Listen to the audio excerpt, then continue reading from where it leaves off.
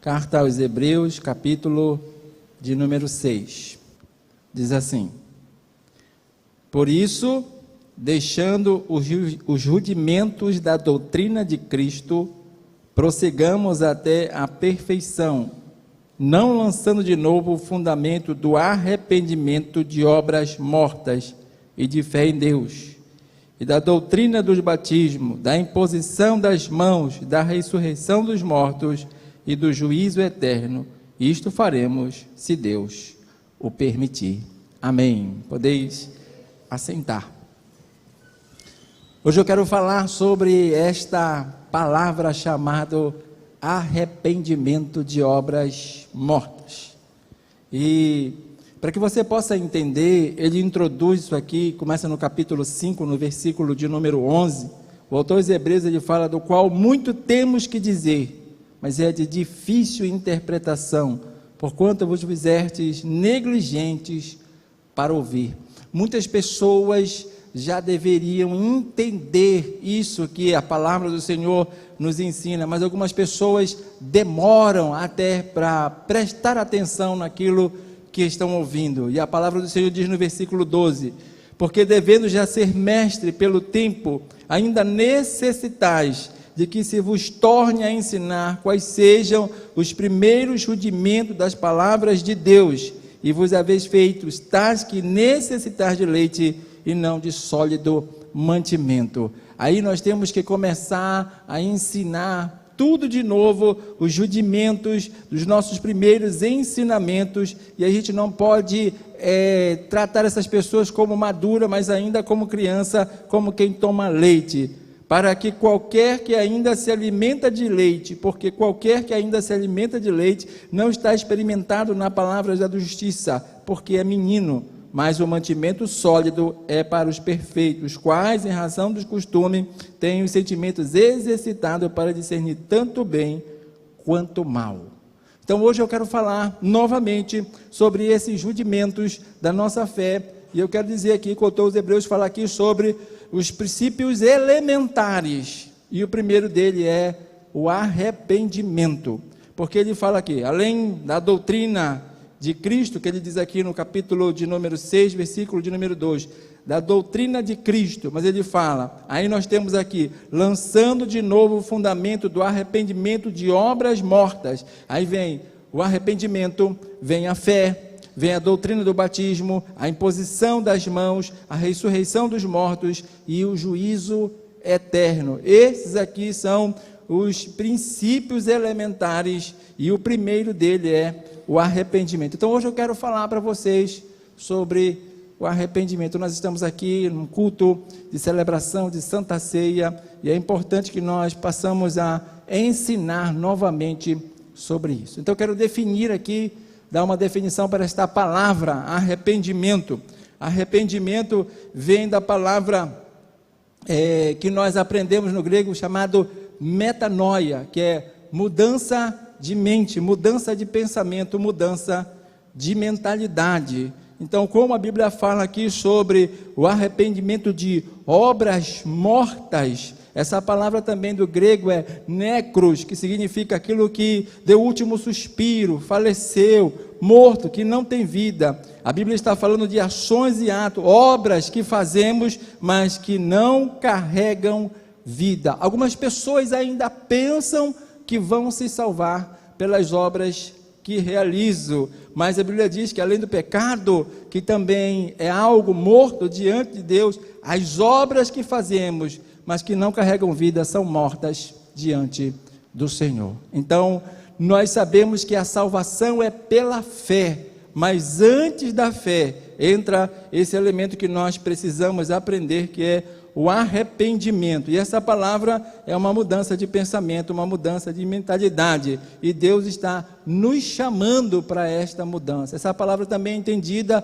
como conversão. Quantos aqui já se converteram ao Senhor? Levante a sua mão. Então você já passou pelo processo da metanoia, da mudança de mente, da mudança de mentalidade. É uma mudança de atitude. As pessoas que eram rebeldes ao Senhor agora estão submissas a Deus. Quantos aqui já estão submissos ao Senhor? Levante a sua mão. Então você já tem passado pelo processo do arrependimento e aborrecer o pecado e agora passar a pensar do ponto de vista de Deus. Aí nós temos aqui, para melhorar esse conhecimento, uma passagem que está em Lucas, capítulo de número 15, versículo de número 11, muito conhecida, que é sobre o filho pródigo. Aí nós lemos aqui dentro dessa passagem que o filho pródigo, que ele começa a ter essa mudança de mentalidade. Ele começa através do reconhecimento, e a Bíblia diz que esse rapaz em algum momento cai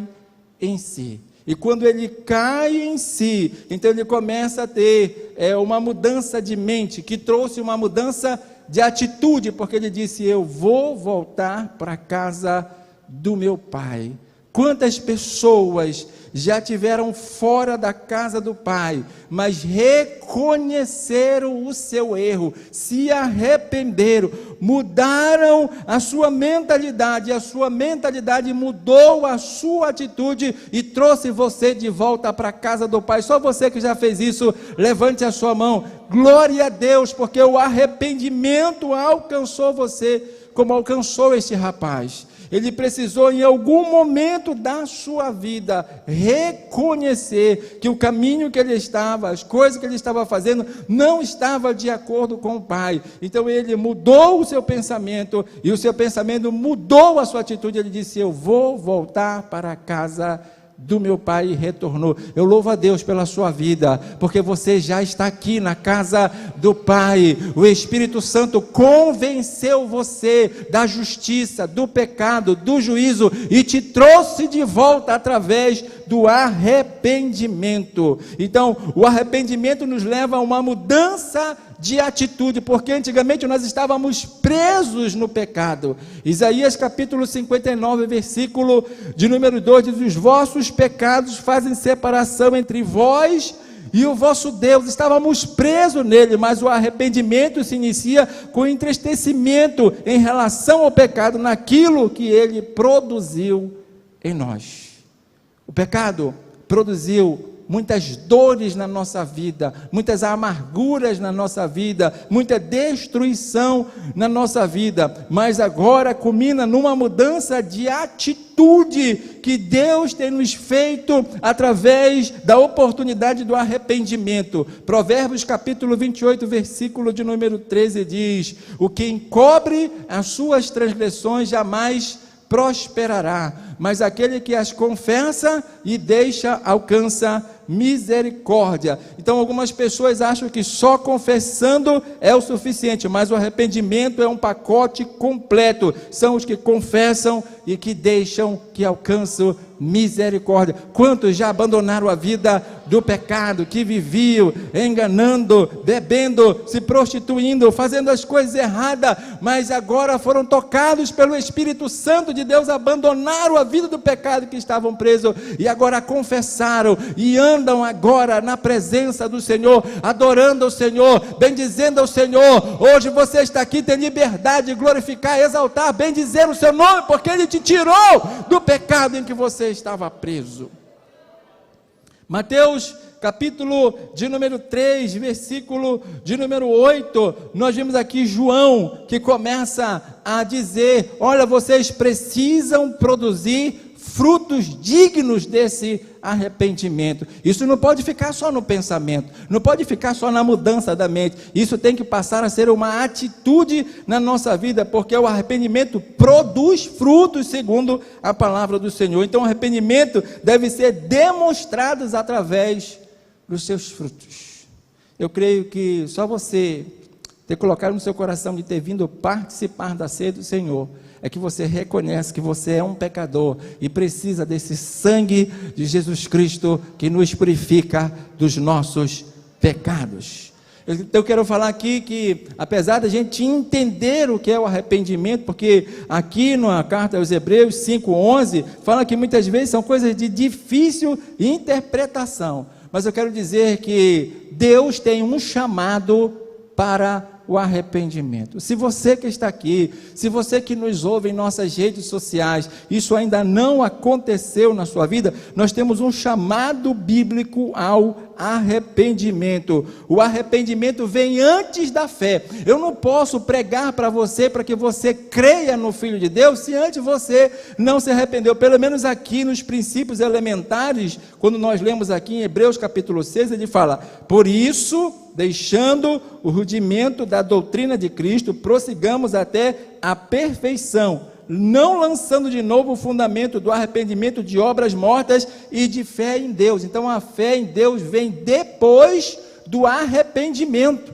Antes de se pregar a crença em Jesus Cristo, eu preciso pregar o arrependimento. E a palavra do Senhor fala em Marcos capítulo 1, versículo 14, 15, que Jesus, ele apareceu pregando o reino de Deus e dizendo: arrependei-vos e crede no reino. Então olha só, depois que João foi entregue à prisão, veio Jesus para a Galileia pregando o evangelho, dizendo: o tempo está cumprido, o reino de Deus está próximo, arrependei-vos e crede no evangelho. Então, antes de crer, primeiro precisa se arrepender. Eu sei que talvez você que esteja aqui creia em Jesus, mas para obter o perdão dos seus pecados, antes de você crer, primeiro você precisa se arrepender. Então, arrependam-se e creio, é o que ensina a palavra do Senhor. Então, o chamado arrependimento é que desperta fé em nossos ouvidos, porque a Bíblia diz em Romanos 10, 17, que a fé vem pelo ouvir, e o ouvir a palavra de Deus. Quantos estão gerando fé nesta noite por ouvir a palavra de Deus, acreditando naquilo que está sendo pregado? Mateus capítulo de número 3, versículo de número 2, nós vemos que o precursor deste evangelho, o precursor da vinda de Jesus, ele veio e também pregava a mesma mensagem. Qual era a mensagem? Arrependei-vos, porque é chegado o reino dos céus. Então diz aí no versículo: e João Batista veio dizendo: arrependei-vos, porque está próximo o reino dos céus. Então a mensagem que o precursor, antes do próprio Jesus, que é o evangelho, vir, ele já falava sobre o arrependimento. A pregação para o caminho era o chamado para o arrependimento. Deus está nos chamando para o arrependimento. Depois Jesus continua pregando a mensagem, como eu li aqui em Marcos 1, 14 e 15, que Jesus, já ao chegar na Galileia, começou a pregar dizendo: arrependei-vos e crede no reino de Deus. Jesus comissionou os seus discípulos a pregarem a mesma mensagem que João Batista e ele pregava. Vejamos, Marcos capítulo de número 6, versículo de número 12, e a Bíblia diz: e saindo eles, pregavam ao povo que se arrependessem. Olha, João Batista começou preparando o caminho para o Senhor, falando do arrependimento. Jesus veio falando primeiro sobre o arrependimento. Jesus comissionou os seus discípulos que continuassem falando sobre o arrependimento. Aí nós temos Lucas capítulo 5, versículo 32, Jesus dizendo: eu não vim chamar os justos, e sim os pecadores ao arrependimento. O que Jesus veio chamar você, a chamada é para que você tenha a oportunidade de reconhecer e se arrepender dos seus pecados, para que você seja alcançado pelo sangue de Jesus que foi derramado na cruz do Calvário. Aí nós vemos em Lucas capítulo 24, a partir do versículo de número 45, Jesus depois da ressurreição, preste bem atenção, Lucas 24, a partir do versículo de número 45, queria ler esse versículo com vocês. Então, abriu-lhes entendimento para compreender as Escrituras, versículo 46. E disse: assim está escrito, e assim convinha que o Cristo padecesse, ao terceiro dia ressuscitasse dentre os mortos. 47. e em seu nome se pregasse o arrependimento e a remissão dos pecados em todas as nações, começando por Jerusalém. Mesmo depois de Jesus ter ressuscitado, a mensagem não mudou, continua sendo que os homens precisam se arrepender para receberem a remissão dos seus pecados. No dia de Pentecostes, a palavra do Senhor diz que as pessoas que ouviram o sermão que Pedro pregava, eles disseram: irmãos, o que faremos? E a Bíblia diz lá em Atos, capítulo de número 2, versículo 37 e versículo de número 38, que Pedro diz: arrependei-vos e cada um de vós seja batizado. Diz assim, ó, e ouvindo eles, compungiram-se em seu coração e perguntaram a Pedro e aos demais apóstolos: que faremos, homens e irmãos? Versículo de número 38, e disse-lhe Pedro: arrependei-vos, e cada um de vós seja batizado em nome de Jesus Cristo, em remissão dos pecados, e recebereis o dom do Espírito Santo. Ah, irmão, há um dom do Espírito Santo, para aqueles que já se arrependeram, receberam a remissão dos seus pecados, ainda é acrescentado um dom da parte de Deus. Quantos aqui já tem um dom da parte do Senhor? Isso é porque você tem sido alcançado por este arrependimento que nós estamos falando. Mas o arrependimento não é para só os que não conhecem Jesus como Salvador. Às vezes a gente prega achando que só as pessoas que não conhecem o Evangelho é que devem se arrepender. Não, irmãos. Quando nós lemos a Bíblia em Apocalipse, no capítulo 2 e no capítulo 3, nós vimos que as cartas são enviadas para 7 igrejas na Ásia. Sabe qual é a mensagem? É que elas se arrependam. A mensagem para a igreja também é de arrependimento. Você que está aqui, que já conhece a Jesus como Salvador, o conselho de Deus é que você se arrependa e volte ao seu primeiro amor. Aleluia! Então ele precisa ser praticado sempre que houver pecado. Houve um acidente. Eu quero que você entenda, irmão, que essa palavra pecado, ela tanto no hebraico quanto no grego, significa errar o alvo. É um acidente, não deveria acontecer, mas se aconteceu, precisa ser consertado. E isso só vem com o reconhecimento dessa queda, dessa falha, desse erro, para que haja o arrependimento, para que isso possa ser perdoado. Mas eu falei para você sobre o conceito de arrependimento. Eu falei para vocês sobre o chamado do arrependimento, mas eu quero falar para vocês sobre a necessidade do arrependimento. O reconhecimento da nossa condição, essa atitude nos permite de sermos tocados por Deus. Preste atenção no que eu vou falar para você. O fato de não reconhecermos, nós deixamos de ser tocados por Deus naquilo que nós temos fraquezas, dificuldades, que ainda não libertamos. Nós não somos tocados porque não reconhecemos a falha naquele lugar. Quer ver quando nós lemos a passagem de Isaías, capítulo de número 6, a gente vai colocar só o versículo de número 6 para não cansar, mas vocês conhecem essa passagem, que no ano da morte do rei Uzias, Isaías diz: eu vi o Senhor assentado sobre um alto e sublime trono, e os seus vestidos desciam do trono e enchiam todo o templo. E ele fala: e os serafins estavam por cima dele, cada um tinha 6 asas, com 2 cobriam os seus pés, com 2 cobriam o seu rosto, e com 2 voavam, e cantavam uns para os outros, dizendo: Santo, Santo, Santo é o Senhor dos exércitos. Quantos podem dizer aqui que o Senhor é santo? Ele continua santo, ele vai ser santo para todo sempre. Aí ele fala assim: então eu disse: ai de mim, que vou perecendo, porque eu sou um homem de lábios impuros. Onde é que ele reconhece a fraqueza dele? A fraqueza dele está na boca dele, preste atenção. Ele fala: e eu habito no meio de um povo de impuros lábios, e os meus olhos viram o Rei, o Senhor dos exércitos. Mas a Bíblia diz lá em Isaías 6, versículo de número 6, quando ele reconhece essa fraqueza, e Isaías, não é Hebreus, por favor. Então ele reconhece essa fraqueza, que a dificuldade dele está nos lábios dele. Isaías, capítulo de número 6, versículo de número 6, agora encontramos. Porém, quando isso acontece, aí ele fala: porém um dos serafins voou para mim, trazendo em sua mão uma brasa viva que tiraram do altar com uma tenaz. Versículo 7. E com a brasa tocou a minha boca e disse: eis que isso tocou os teus lábios, e a tua iniquidade foi tirada, e expiado o teu pecado, ou seja, perdoado o teu pecado.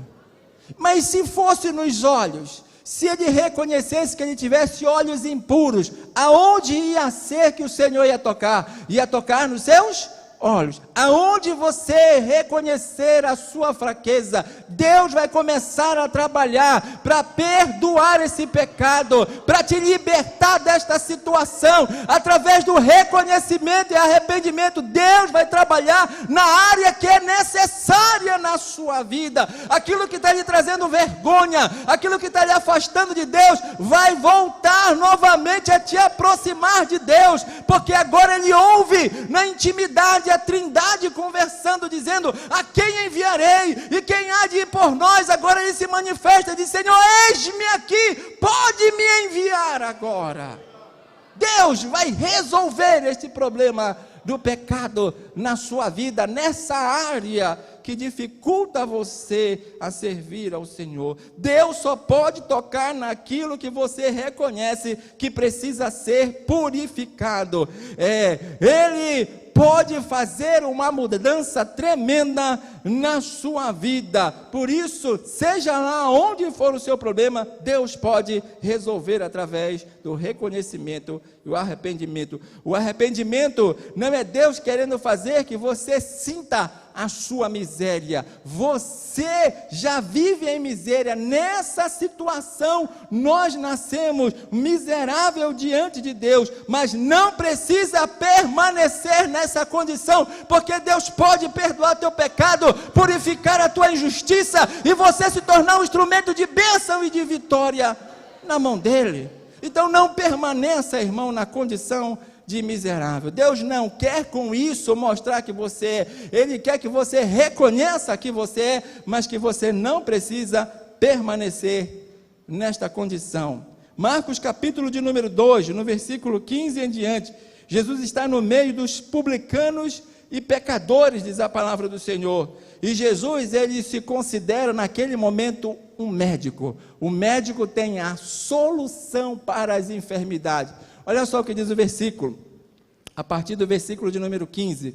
E aconteceu que, estando sentado à mesa em casa deste, também estavam sentados à mesa com Jesus e os seus discípulos, muitos publicanos e pecadores, porque eram muitos e tinham seguido. Versículo de número 16.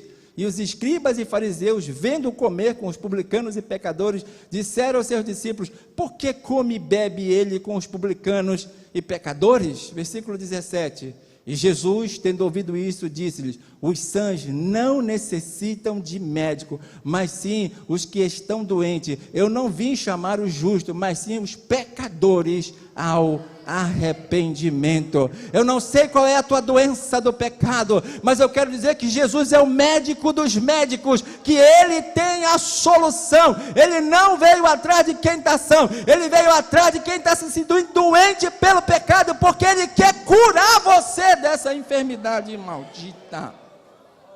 Então não podemos pular, irmão, o arrependimento e pregar o evangelho da crença em Jesus se nós não entendermos o propósito de Deus para a nossa vida. Quando pregamos o arrependimento, como em Atos 2:38, que diz que vamos receber o dom do Espírito Santo, estamos perdendo algo poderoso da parte de Deus. O pecado é raro alvo, mas isso é um acidente que precisa ser consertado. E hoje nós vamos cercar a mesa do Senhor. E quando nós cercamos a mesa do Senhor, que nós oramos pelo pão e oramos pelo vinho, nós dizemos que o pão e vinho é símbolo do corpo, é símbolo do sangue de Jesus, que foi derramado para os perdão do nosso pecado. Então nós não precisamos viver nessa condição. Foi um acidente, te deixou nessa situação, fez você adoecer, mas o médico do médico está aqui, e ele veio chamar os pecadores ao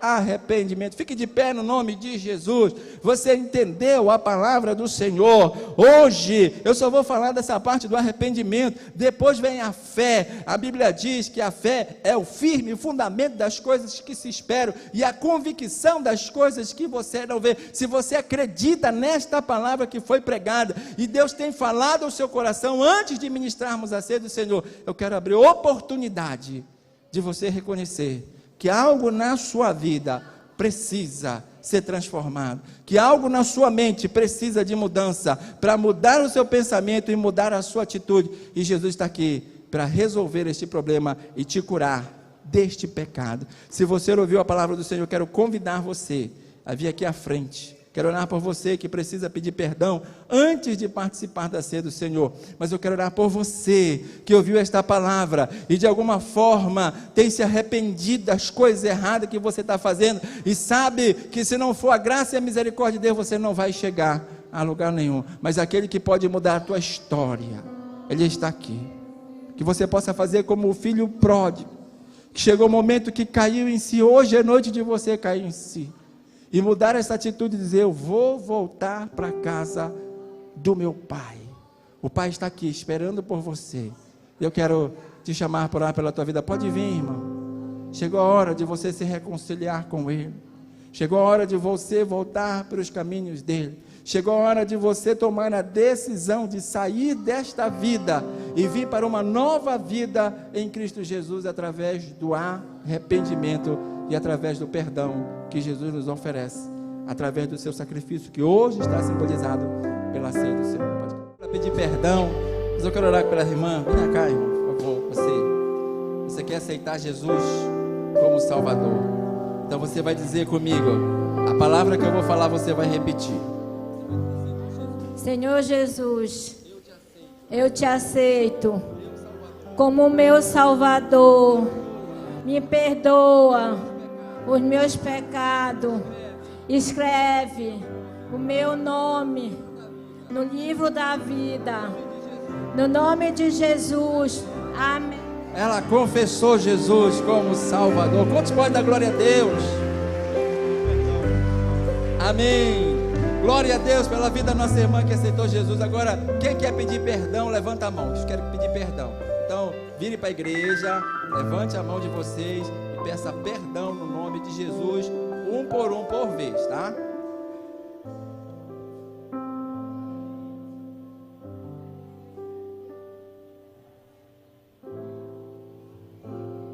Amém. Os irmãos querem perdoar e orar pelos irmãos. Se é verdade, diga: é verdade.